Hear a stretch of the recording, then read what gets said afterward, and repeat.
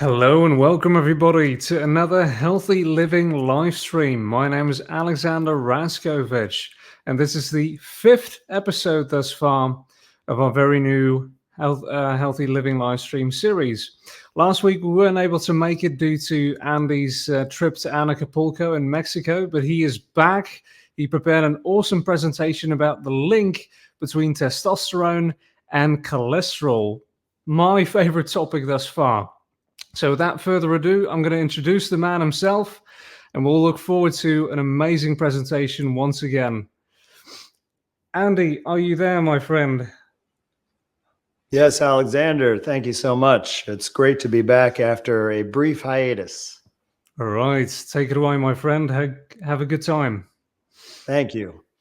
So as Alexander pointed out, today we're going to cover a forbidden and hidden topic highlighting the link between cholesterol and testosterone. And I know many of you are concerned about there. And this topic predominantly, but not exclusively, affects men.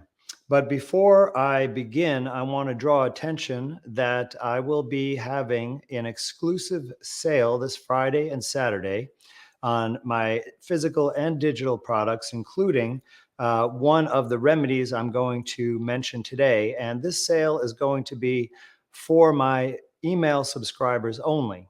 So I would advise you to please go to my website, andrewkaufmanmd.com. There should be links on my page or in the show notes, and sign up for my free newsletter so that you will get all the details and an invitation to this exclusive sale.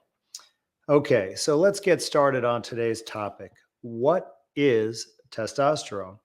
Well, many of you are familiar with testosterone, but may not know some of the details about exactly what it is and how it works. So it is what is known as a steroid hormone, which is based on the molecule sterol, which is a specific type of heterocyclic chemical backbone.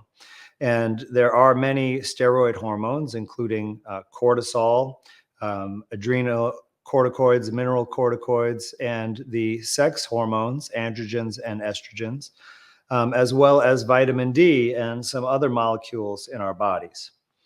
So testosterone specifically is what's known as an androgen, or a male sex hormone, as most of you know, and it's responsible, and its related compounds, for our primary sexual characteristics development, i.e. our genitalia, as well as secondary sexual characteristics such as body hair, deepening of the voice, not developing breasts, etc., all the male sexual characteristics, and also is implicated in our adult sexual functioning for men and women in terms of things like libido, in men, erectile function, and several other characteristics. Now, in addition to being an androgen, it's also what's known as an anabolic steroid. And there are two words, anabolic and catabolic. Anabolic means to build up tissue in the body, and catabolic is to break down tissue. And these two sides of the coin are always in balance, but maybe one may be favored over the other. So when there is stimulation from testosterone, anabolic functions are predominant. So it increases anabolic or building functions, and this is how it builds muscle. But it also suppresses the catabolic functions, or breaking down of the muscle. So it sort of has that dual way of supporting both muscle mass growth and muscle strength, as well as bone density, and even the number of red blood cells circulating around in the body, or red blood cell synthesis, that we know the primary stimulus for that comes from the kidneys. So it has broad roles in the body and is part of the endocrine system, or hormonal system. So how is cholesterol made? And I want to point out that cholesterol is only made by animals, not by plants, and that most of the cholesterol in our body is made from within, although dietary cholesterol can influence our total amount of cholesterol, even if it gets broken down and resynthesized in cholesterol, because it provides the exact raw materials to make cholesterol. So the synthesis of testosterone is actually built on cholesterol as the starting ingredient. So if you could put up the first slide, Alexander. Here is a diagram of testosterone synthesis as well as other intermediate androgens, as you can see, including DHT, which also has a direct activity in some of the functions that I mentioned. So you can see at the top left, the starting material is cholesterol, and you can see that it also, in this synthetic pathway, progesterone is made. So this is, progesterone is present in men and women, but this is definitely significant for women. So we can see that the amount of cholesterol available is at least one of the factors that determines our ability to make testosterone. So could the levels of testosterone be affected by the levels of cholesterol? Now, this is very, very important because we are told by the main allopathic establishment that cholesterol is bad and that we should have it low. Now, they might talk about specific forms of cholesterol, but they also look at the total cholesterol level. And it's hard to separate out these things very clearly in terms of their function. So now that we've talked about how testosterone is made, let's look a little bit more closely at what cholesterol is to understand it better. If you could put up the next slide, please. So cholesterol, this is the actual molecule of cholesterol here on the right side of the slide. And you can see that it's based on a sterol, which is that general pattern of all those hexagons and the one pentagon. Now, you can see here that on the right end where it says hydrocarbon tail, those are fatty acids, right? Like could be made up of triglycerides and free fatty acids. Then you have the steroid nucleus, like I mentioned. And on the bottom, that OH or hydroxyl group can either be free like that, or we can have esters of cholesterol where another fatty acid is added on the other side and perhaps another cholesterol steroid backbone is attached to that, which is not in the picture. Now, cholesterol is, if the next slide, please, functions in the body in many different ways. So it is a fatty substance, as we just pointed out, and it's found in brain and nervous tissue in very high amounts. In fact, it's the principal component of the dry weight of all of our central nervous tissue. It's found largely in the skin and adrenal glands, but actually in every single cell in the body because it is implicated with membrane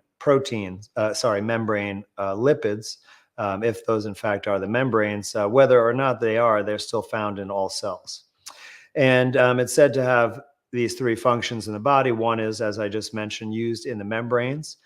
Also, as I pointed out, used to manufacture steroid hormones like testosterone and progesterone, but also all the other steroid hormones, as well as vitamin D.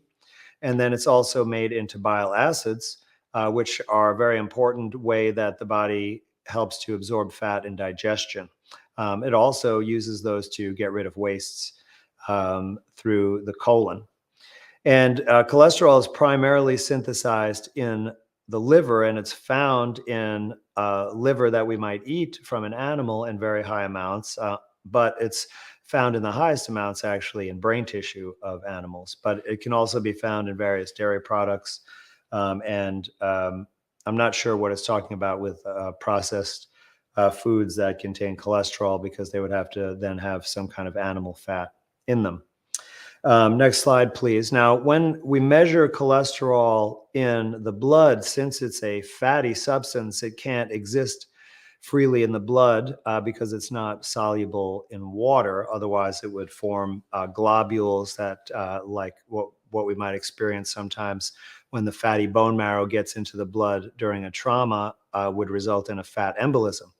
So in order to make it compatible in the blood, it is packaged into what are known as lipoproteins. And this is what we're measuring in the blood cholesterol tests.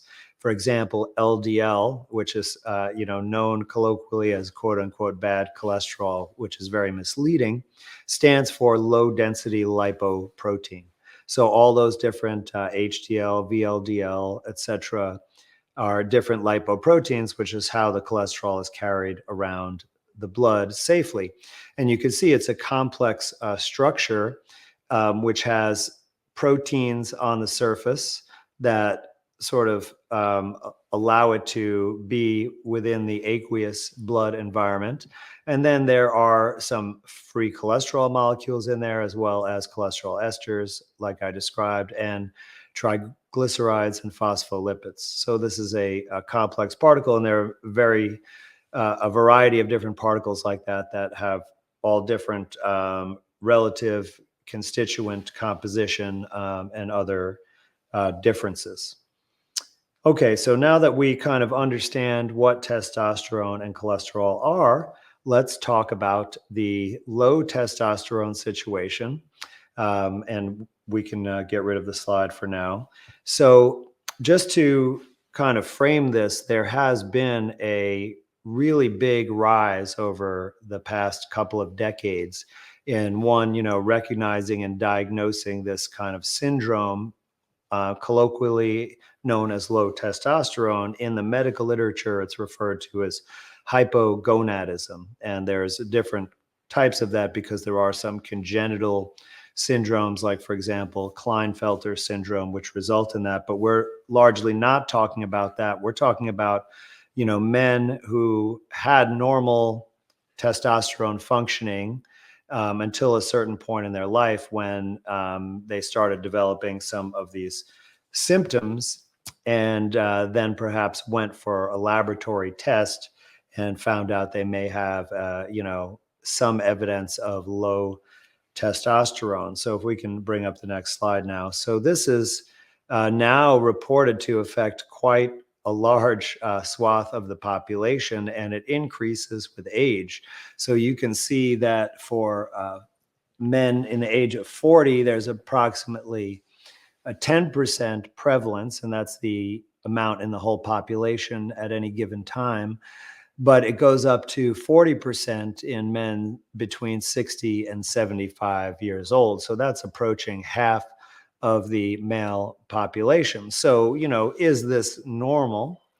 Or are there other causes? Now, in the literature, the most common explanation is aging, although it doesn't really match the numbers, because you can see from this table that it's estimated to make up 8%, where the numbers of hypogonadism are higher than that. And then there are other explanations proposed, obesity and diabetes, saying that there's it's basically related to the disease or a secondary cause of problems, secondary damage from those conditions. But this is really kind of a stretch of the imagination.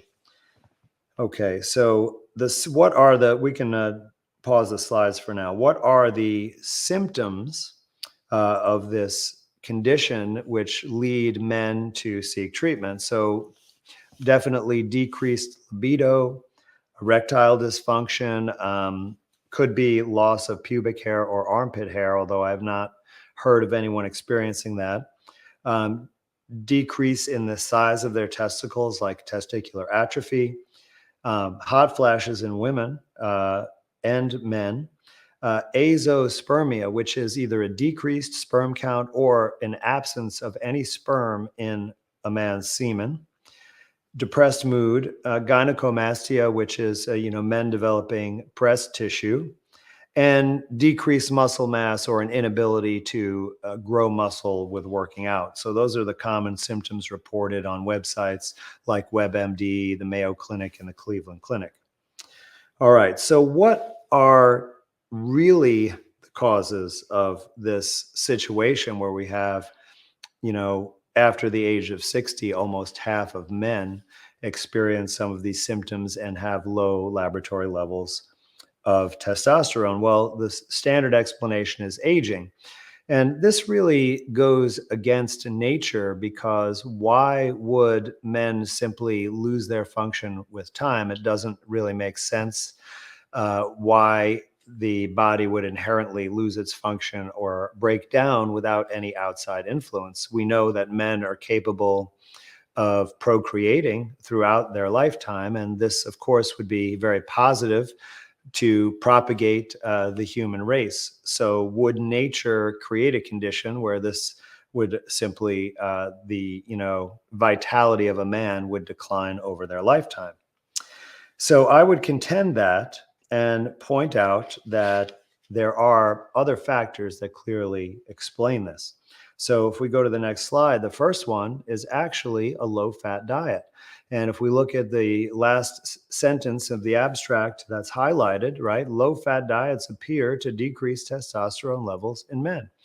And this makes perfect sense. In fact, it's quite obvious because we need fat to make cholesterol, and we need cholesterol to make testosterone. So if we don't have enough of it, we simply can't make enough of it, despite the body putting demands on itself to make more testosterone. So we simply need the raw ingredients, quite simple. In addition to this, we can put up the next slide.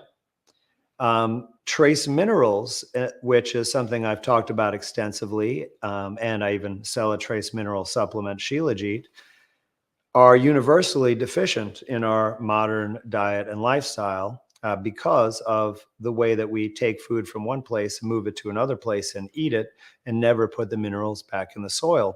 So if you can see the highlighted portions, it's been established that trace minerals are important for the endocrine system, and that metabolic disorders can result in their deficiency. And I believe they're implicated also in diabetes and many other disorders. And specific minerals like copper, selenium, and zinc, and of course, those are even higher levels than some of the other trace minerals, are key for regulating testicular function and the synthesis of sperm. So in other words, fertility. And these need to be balanced with other toxic metals.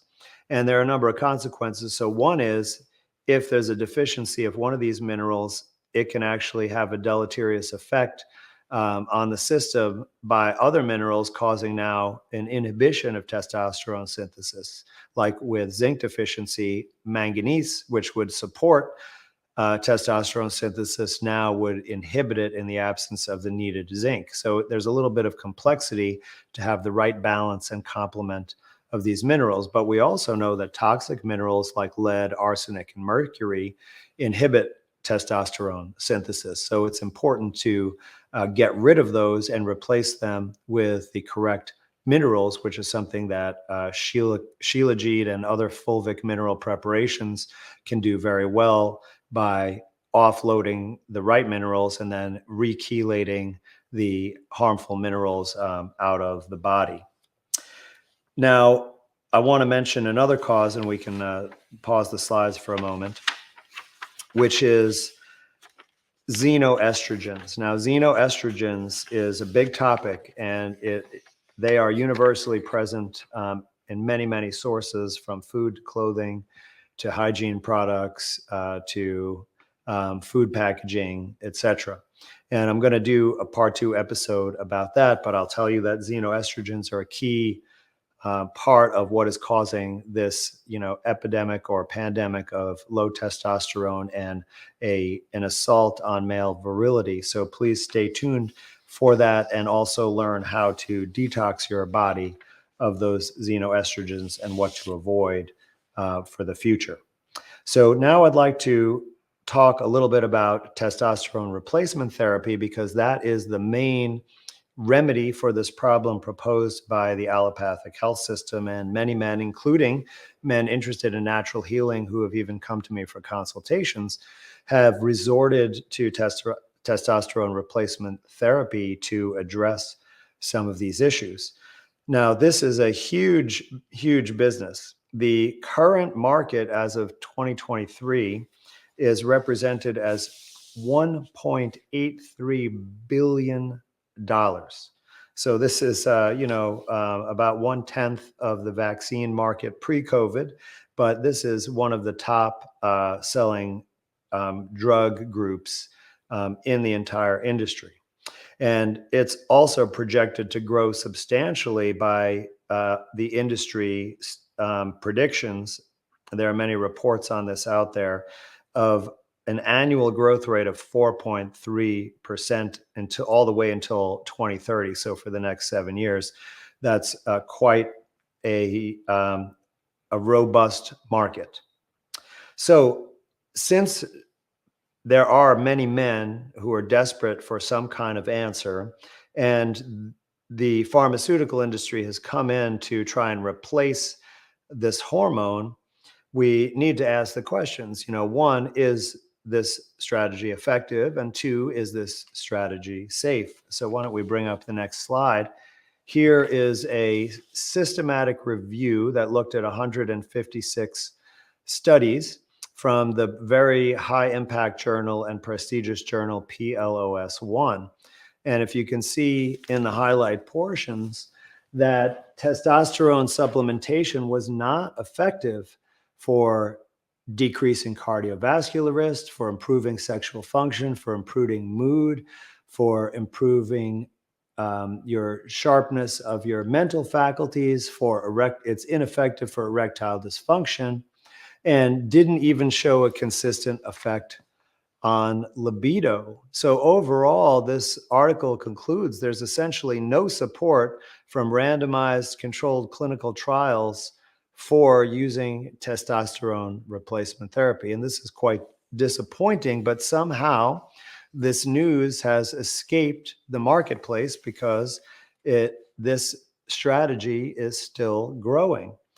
So now that we have established that it is not effective for all these intended problems with male virility, is it safe? So I'd like to bring up the next slide, and this is from the package insert, the FDA required labeling of Zyosted, which is one of the most popular injectable forms of testosterone.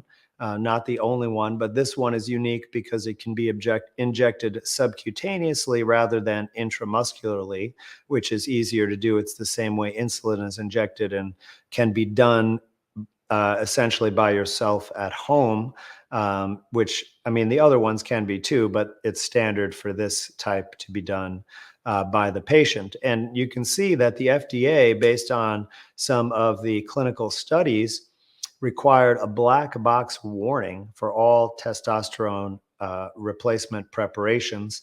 And I've highlighted the most important portion there on the left, as you can see that it says Zyosted can increase the risk of major adverse cardiovascular events, including non-fatal myocardial infarction, that's heart attacks, non-fatal stroke, and cardiovascular death. So that's quite serious. In the other warnings and precautions, you can see that it has other deleterious effects as well. So one is that it can cause polycythemia, which is too many red blood cells, and that increases the viscosity of your blood, making it harder for your blood to get to the organs and get through the capillaries, which could be a major problem. Also, it can make your enlarged prostate worse. It has resulted in blood clots like pulmonary embolisms or emboli. It can cause azoospermia, in other words, a low or absent sperm in the semen, which is a condition it's also purported to be a treatment for. Interestingly, that it can cause that condition as well. It may make congestive heart failure worse, and organ disease in heart failure patients. It can cause sleep apnea, which we know decreases your lifespan and increases cardiovascular risk as well, independently. And even suicidal behavior has occurred during clinical trials, which is quite ominous. So I think that we can see, based on the FDA warnings, and we know that the FDA tends to approve a lot of unsafe drugs and doesn't always give the warnings. In this case, they have shown us that this is quite a dangerous approach to use testosterone replacement and should be entered into cautiously. All right, so now that I've given all the doom and gloom and helped to explain why men are struggling as they age, I want to talk about how you can approach this from a natural perspective, because I have had clients been very successful in restoring their virility and their testosterone levels. And the research points clearly to several successful strategies.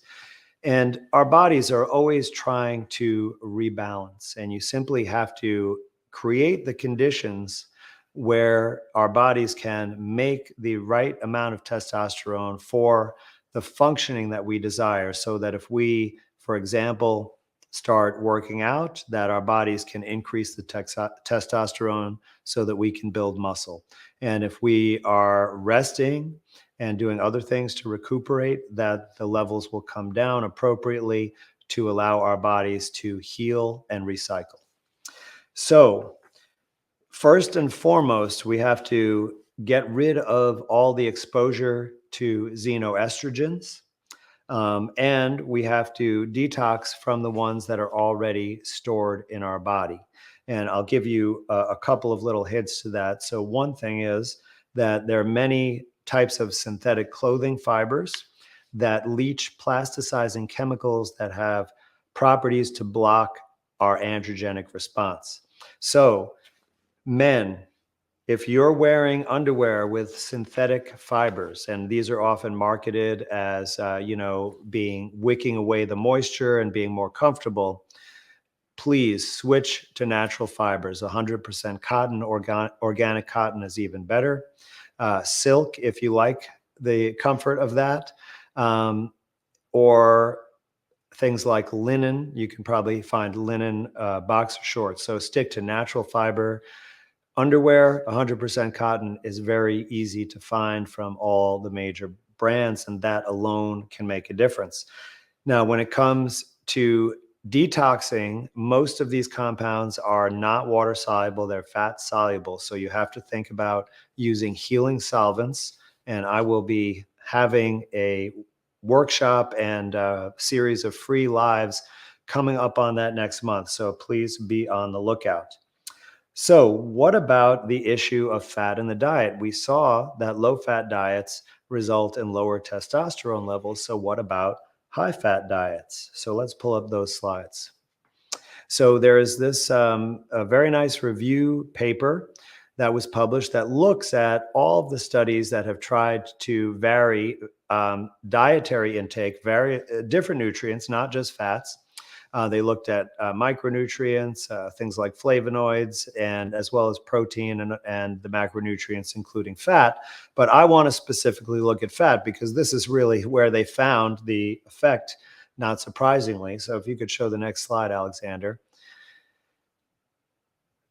Now, do we have the next slide?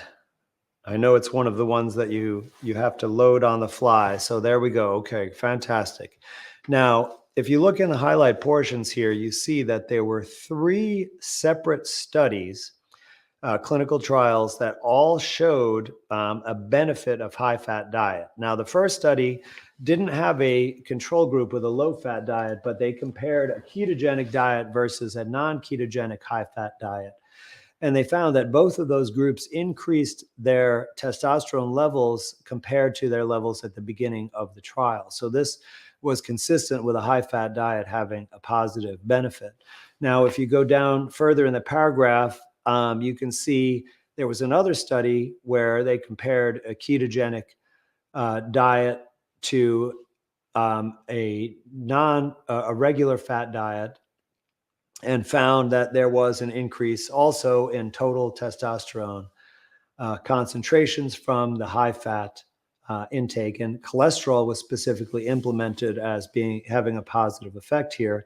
And then there was also a study in women comparing a low-fat versus a high-fat diet that found increased testosterone in women, which has positive effects. And I would venture to say that they probably would also find increased progesterone on that diet, which is not reported here. So we can change the slide now. So here's the kind of evidence of how this is really forbidden to have this knowledge, because despite there being consistency with all the studies that were done showing that high-fat and ketogenic high-fat diets have a very positive and beneficial effect on testosterone levels in men and women. In the conclusion section of this paper, it did not mention those findings. It basically overall said, well, diet doesn't matter too much. And this is, important because one, the medical industry does not make any money from dietary advice. Two,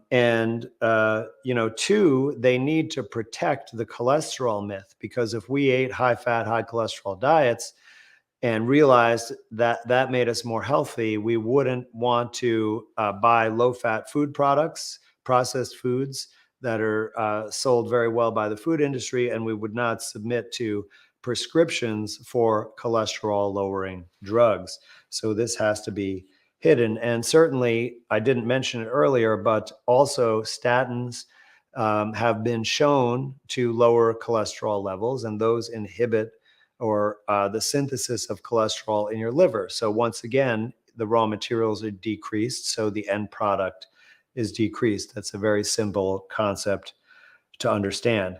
So besides a high-fat diet, are there any other strategies? Well, remember, I told you earlier about trace minerals being important. So if we look at Shilajit, which is a trace mineral supplement that is found in mountainous rocks, in small deposits, and it's said to come either from ancient plant or ancient animal life, that it has been geologically processed over the years, and it predominantly contains a mixture of fulvic and humic acids, which are used by plants to extract minerals from the soil.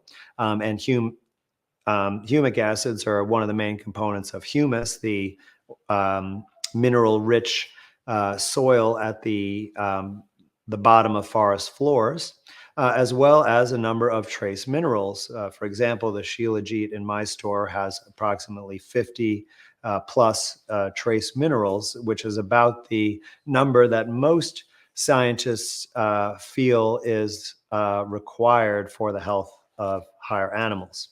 So this study, which was a controlled clinical trial, determined that for 90 days of treatment, there was a substantially increased and statistically significant. In other words, there is less than a 0.05% chance that this result occurred randomly, and it instead represents a real effect. It increased free testosterone, total testosterone, and DHEA.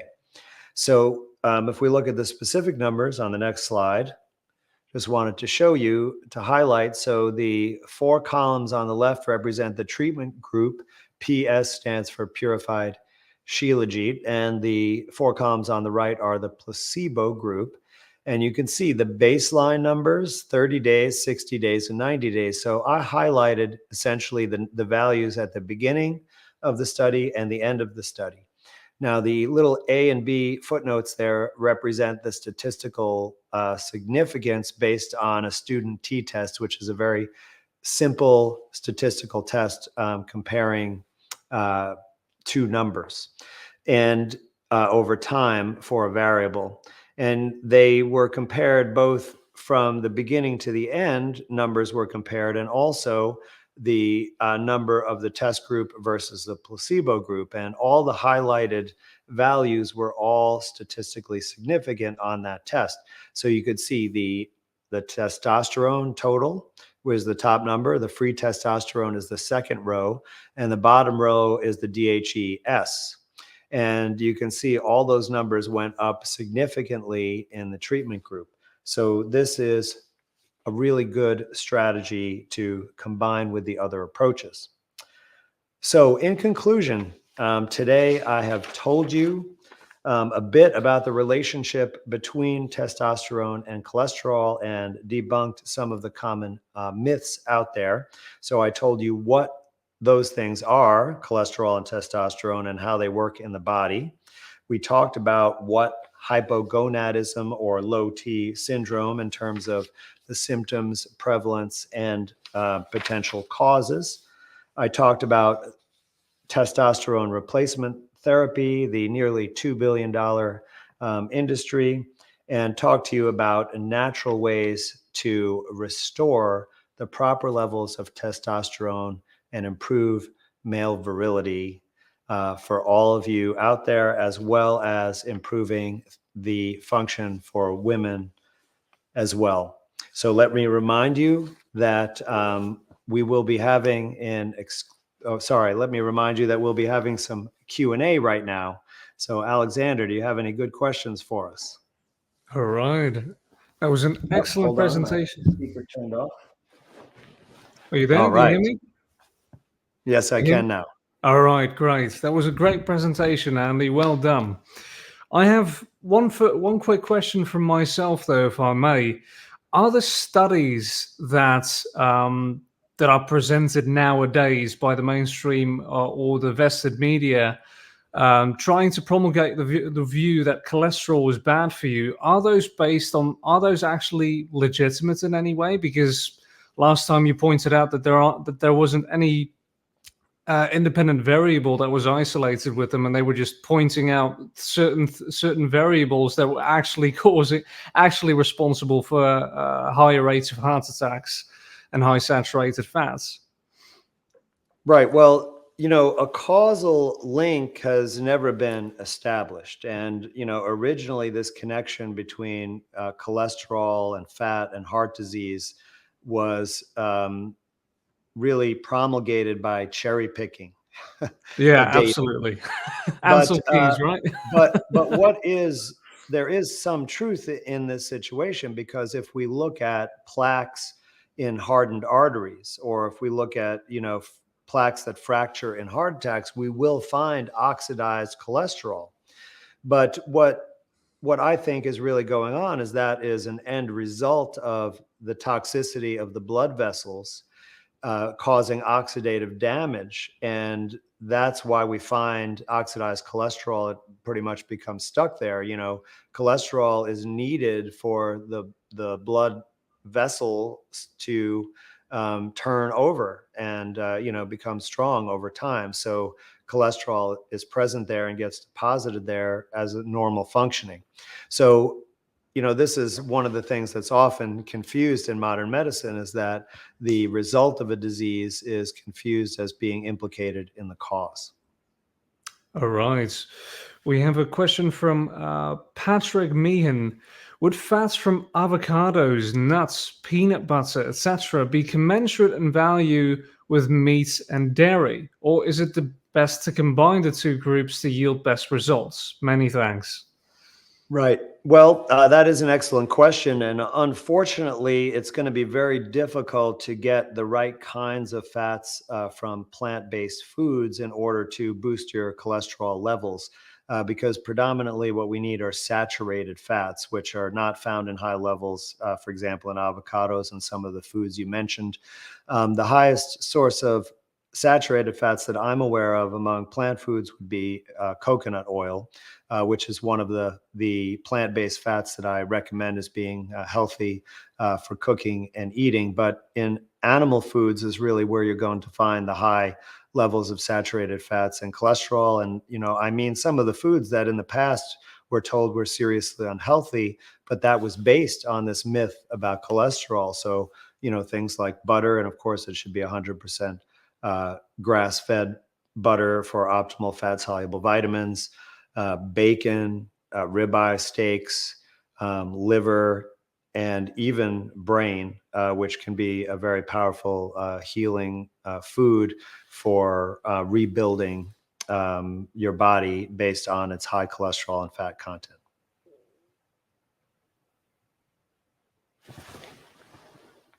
A question from Isaiah. What are healthy testosterone? Alexander. Can you hear me now? Can you hear me now? Yes, Andy? I hear you now. All right. Isaiah says, what are healthy testosterone levels for men and women? Well, to be honest with you, I don't really rely on or trust laboratory values. So I think it's much more important to go by your functioning. And if you have a good energy, have good sexual functioning, and are able to build muscle mass, and have good energy levels, chances are that there's no issues. But if you do suffer from the kind of symptoms that I mentioned or those kind of problems, you could definitely adopt the strategies I described, and that should help you turn things around. And if not, please consider that I have a consult service where I can help you figure out these complex issues and teach you how you can go about using nature to heal your body. All right, excellent. We have a very interesting question from Jopo. Can Andy speak on eating raw meat? Because there's usually a scare and with relation to parasites as well. Yes, well, I can definitely assure you that eating raw meat, as long as it's good quality meat, is not dangerous for foodborne illness any more than any other type of food that you don't store and treat properly. So that being said, I think we can, look at many different sources on this. It's worth looking at the Pottinger cat study. It's definitely worth looking at the work of Agnes von der Planets. And also there is a movement to eat even meat that is, slightly fermented, or even some would describe it as rotten or sour meat, and that this even might be more helpful. And there are, indigenous peoples that have fermented meat and dairy products, such as the Maasai, and have very excellent health and vitality, good bone structure, tall stature, et cetera, et cetera. So now, do I think that the only way to be healthy is eating raw meat? I'm really not 100% sure, but I do think that if any animal can be healthy from eating cooked food, it would have to be humans, because no other animals in nature had the ability to cook their foods.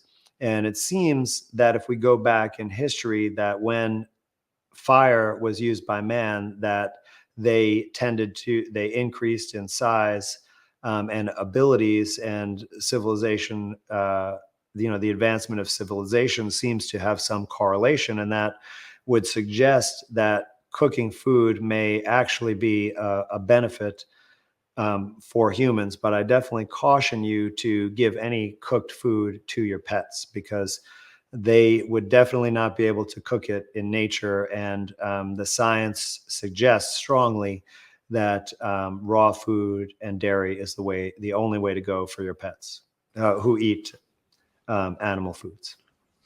All right, last question from Vegan Health Plus.